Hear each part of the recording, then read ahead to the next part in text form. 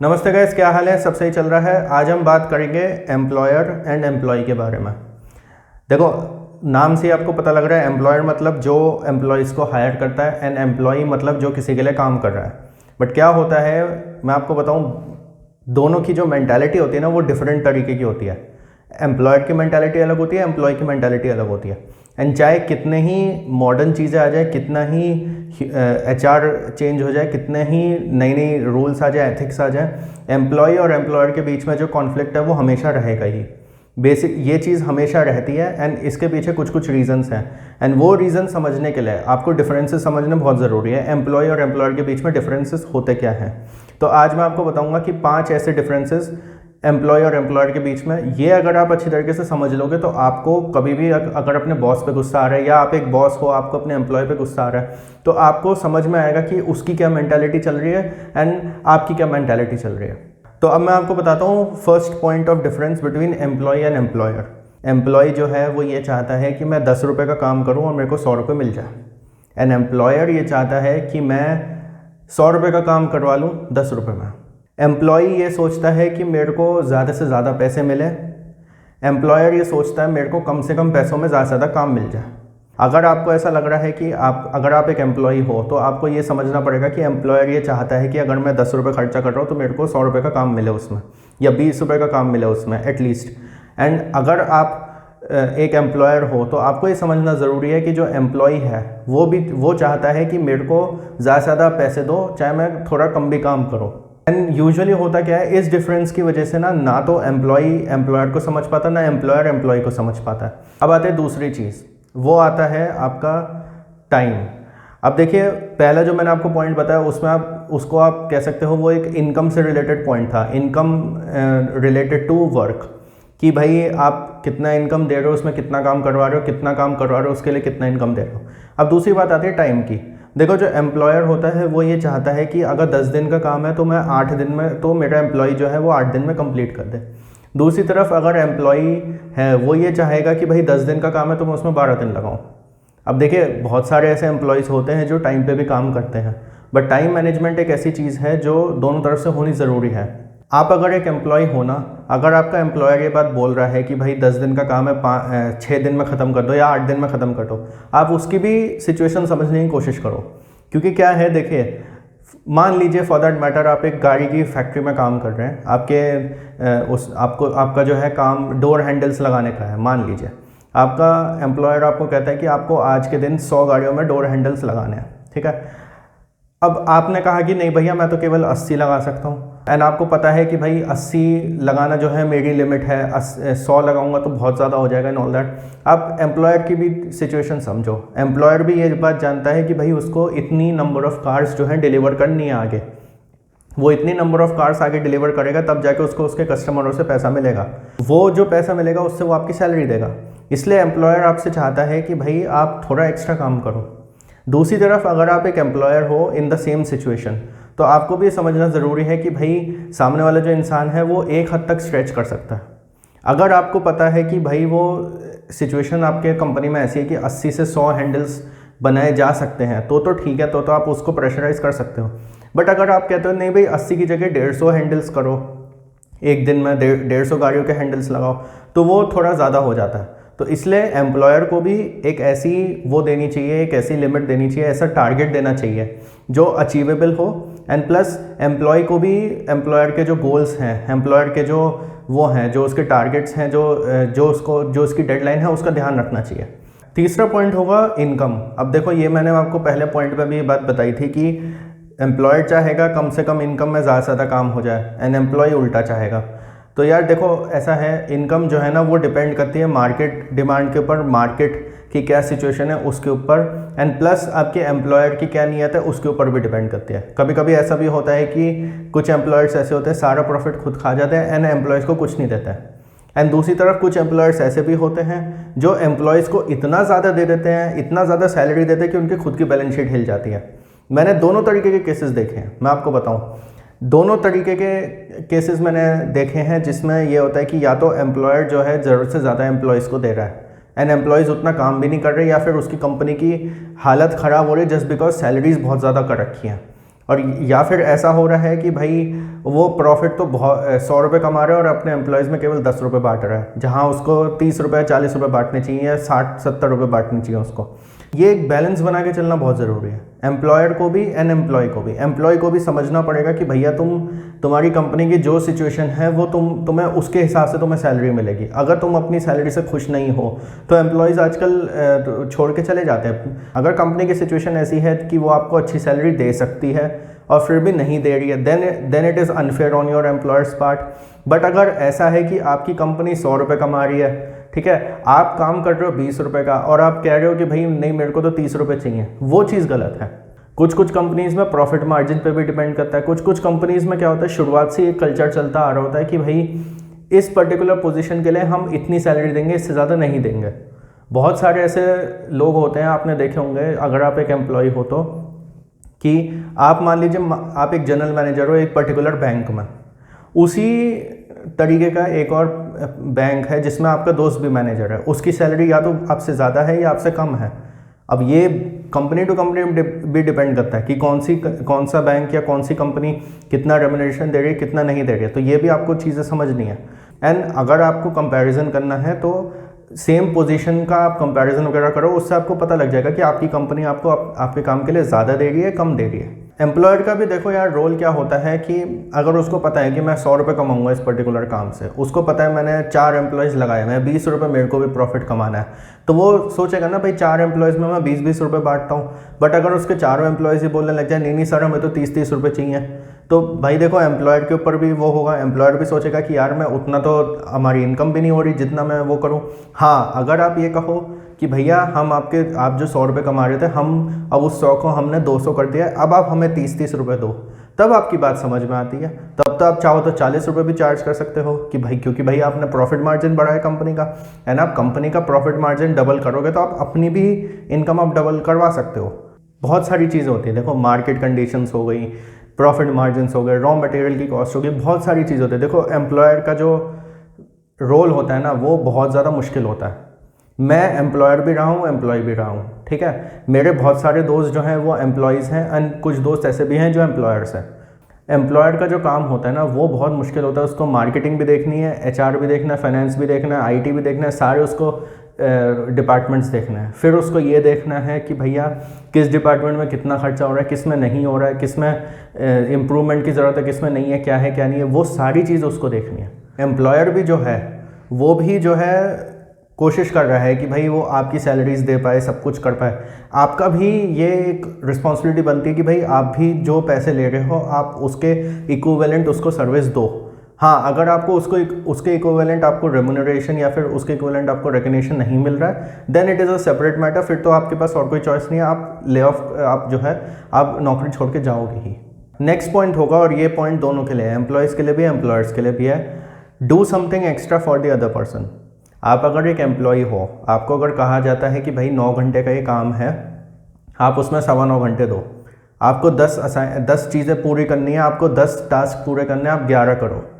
मैं आपको ये नहीं कह रहा कि आप 10 की जगह 14 कर लो, बट आप 11 करो। और ये ना हो कि जी मैंने तो एक टास्क एक्स्ट्रा करा, मेरे को इसके लिए वो चाहिए, वो क्या कहते हैं हम, एक्स्ट्रा रेम्यूनरेशन चाहिए, या फिर जिसको हम कहते हैं ओवर टाइम हमें चाहिए एंड ऑल दोस थिंग्स। आपको जो है एक चीज़ एक्स्ट्रा अगर आप करोगे तो ये चीज़ एम्प्लॉयर के दिमाग में रहती है। अपनी थिंकिंग कभी भी ये मत करो कि मुझे 10 काम मिले मैं 10 ही काम करूँगा, या मेरे को 10 काम मिले मैं 9 काम करूँगा, एक में हाथ खड़े कर लूँगा। आपकी अगर ये थिंकिंग रहेगी ना, मैं लिटरली आपको बता रहा हूँ आप ज़्यादा आगे नहीं जा पाओगे। ये मैं एम्प्लॉयज़ के लिए बोल रहा हूँ कि अगर आपकी थिंकिंग ये रहेगी कि भाई एम्प्लॉयर ने मेरे को 10 काम दिए हैं, मैं 9 कर लूँ, 8 कर लूँ, 7 कर लूँ, और फिर कह दूँ जी सर टाइम नहीं बचा, ये नहीं हुआ, वो नहीं हुआ, एंड आपके ब्ला ब्ला ब्ला बहुत सारे जो आपके बहाने होते हैं, ये सब आप करोगे तो उसका कोई फ़ायदा नहीं है। आप करियर में ज़्यादा आगे नहीं जा पाओगे। ज़्यादा से ज़्यादा आप फिर एक दिन फ्रस्ट्रेट हो गए, आप कहोगे मैं नौकरी छोड़ देता हूँ, या फिर आपका एम्प्लॉयर ही कहेगा मैं आपको नौकरी से निकाल रहा हूँ। फिर आप कहोगे ये तो एम्प्लॉयर बेकार था, मैं दूसरी जगह नौकरी करता हूँ। बट क्या वो चीज़ दूसरी जगह नहीं होगी? क्या वो जो दूसरा एम्प्लॉयर है वो आपसे नहीं कहेगा कि भाई ये 10 काम करो इस पर्टिकुलर टाइम में? हो सकता है वो और भी स्ट्रिक्ट हो इस वाले से, हो सकता है वो आपको कहे कि भाई 10 नहीं, आपको उसी टाइम में 12 काम करने हैं। अब आप क्या बहाने करोगे और कब तक बहाने करते रहोगे? बहाने जो हैं, बहाने कहीं आपको लेके नहीं जाएंगे। आपको अगर 10 काम मिले हैं, आप 11 काम करो। मैं ये नहीं कह रहा आप 10 की जगह पे 12, 13, 14, 15 काम कर लो, मैं वो नहीं कह रहा। एटलीस्ट 11 काम करो, 12 हो जाए तो और भी बढ़िया है, and without any expectation. Similarly for an employer, अगर आप जो है अपने एम्प्लॉय को 10 काम दे रहे हो तो उसको टाइम भी उतना दो कि वो उस टाइम में वो 10 काम कंप्लीट कर सके। ऐसा ना हो कि आपको पता है कि एक टास्क करने में जो है 2 घंटे लगेंगे और आपने उसको कह दिया भाई तू 9 घंटे में 10 टास्क कर लो। वो नहीं हो सकता। इतना हाई टेक वाले जो गोल्स होते हैं वो मत लगाओ आप। एंड सबसे बड़ी बात, आप अपने एम्प्लॉयज़ के लिए भी कुछ एक्स्ट्रा करो। एक्स्ट्रा इन द सेंस, जैसे आप उसको सैलरी दे रहे हो, सब कुछ है, ठीक है, आप उसको एक हेल्थ इंश्योरेंस पॉलिसी दे दो कंपनी की तरफ से, भाई वो भी अप्रिशिएट करेगा कि हाँ भाई देखो कंपनी मेरा और मेरी फैमिली का ध्यान रखती है, मेरे को हेल्थ इंश्योरेंस पॉलिसी दी है, या फैमिली की हेल्थ इंश्योरेंस पॉलिसी दी है, लाइफ इंश्योरेंस पॉलिसी दे दो, एक्सीडेंटल इंश्योरेंस पॉलिसी दे दो, या फिर उसको कोई कोर्स स्पॉन्सर कर दो उसके लिए। जैसे बहुत सारे मेरे दोस्त हैं वो क्या करते हैं, वो MNC में काम कर रहे हैं तो कुछ उनके बॉसेस क्या करते हैं, कुछ US UK की यूनिवर्सिटी से कुछ सर्टिफिकेट कोर्सेज उनके लिए स्पॉन्सर कर देते हैं। वो कर लो, आप बहुत सारी चीज़ें कर सकते हो। एम्प्लॉय एम्प्लॉयर का जो रिलेशनशिप है ना, ये गिव एंड टेक वाला है। इसमें क्या है कि भाई आपको भी एक चीज़ एक्स्ट्रा करनी है एंड सामने वाले को भी एक चीज़ एक्स्ट्रा करनी है। आप अगर एज एन एम्प्लॉय एक चीज़ एक्स्ट्रा कर रहे हो तो एम्प्लॉयर को भी आपके लिए एक चीज़ एक्स्ट्रा करनी चाहिए, एंड आपका एम्प्लॉयर अगर आपके लिए एक चीज़ एक्स्ट्रा कर रहा है तो आपको भी एज एन एम्प्लॉय एक चीज़ उसके लिए एक्स्ट्रा करनी है। ये एक 2 वे ट्रैफिक होता है। आप ये सोचो कि नहीं मेरा एम्प्लॉयर ही मेरे लिए सब कुछ करता रहे, नहीं, उससे नहीं हो सकता कुछ भी, बिल्कुल नहीं होगा उससे। एंड आपकी अगर यही थिंकिंग रहेगी, आप चाहे उस एम्प्लॉयर को छोड़ दो, अरे नहीं मेरा तो एम्प्लॉयर बेकार था, मेरा तो ये था वो था, वॉटेवर, उस एम्प्लॉयर को कोई फ़र्क नहीं पड़ता। अगर आप एक केयरलेस आदमी हो, अगर आप एक ऐसे आदमी हो जो कंपनी पे एसेट की जगह लाइबिलिटी बन गया है, तो उसको कोई फ़र्क नहीं पड़ता। उन्होंने तुम्हें हटाया, वो किसी और को रखेंगे, है ना। अगर वो इंसान ज़्यादा तुमसे वो निकला, क्या कहते हैं, सेंसिबल निकला, प्लस ज़्यादा हार्ड वर्किंग निकला, तो वो आगे जाएगा। लास्ट पॉइंट ये है, कोई भी बेवकूफ़ नहीं है, ना तो एम्प्लॉय ना एम्प्लॉयर, ये दोनों के लिए है। अगर आप एक एम्प्लॉय हो, आप ये सोच रहे हो कि मैं अपने एम्प्लॉयर को ये बात बोल के बेवकूफ़ बना दूंगा, नहीं। Employer is much more smarter and intelligent than you are. आपसे ज़्यादा समझदार है वो। अगर वो एम्प्लॉयर की कुर्सी पे बैठा है तो वो कोई बेवकूफ़ नहीं है।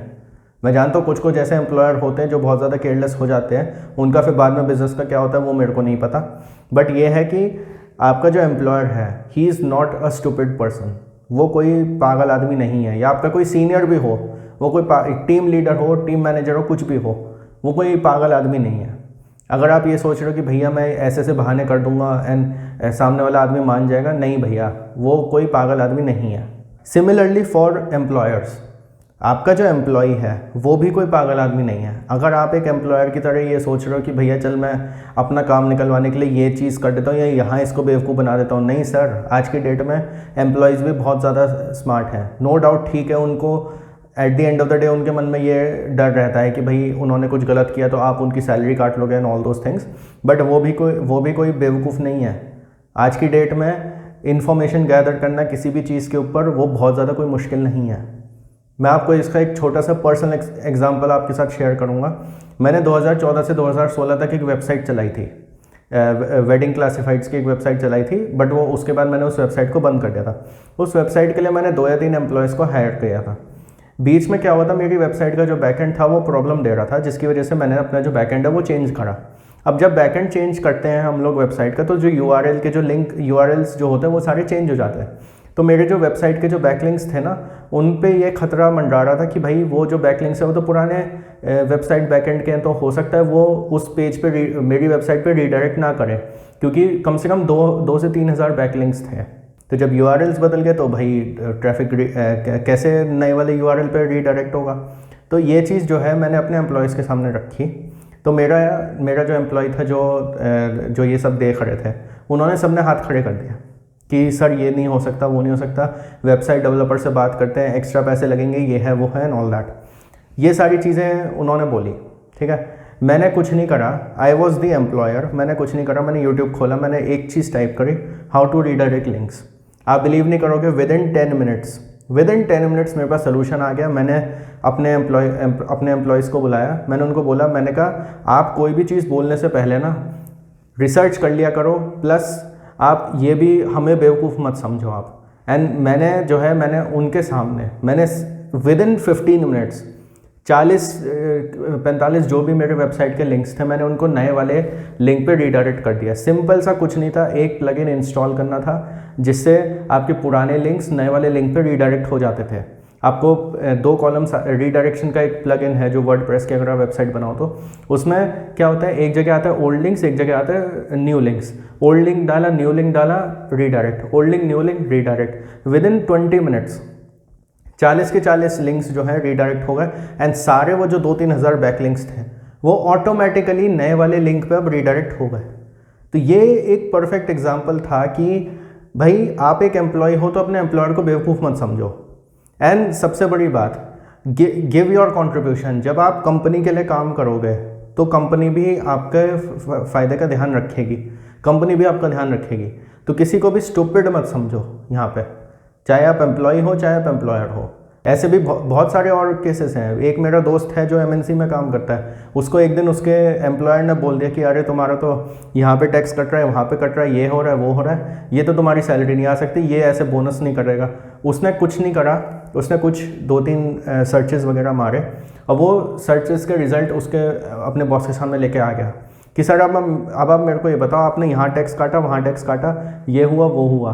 अब आप अपने अकाउंटेंट को बिठाइए और मेरे को बताइए कि ये चीज़ें कैसे वैलिड हैं, ये अकाउंटिंग के रूल्स में नहीं आती। उसने टैक्सेशन के भी 2-3 रूल्स बता दिए।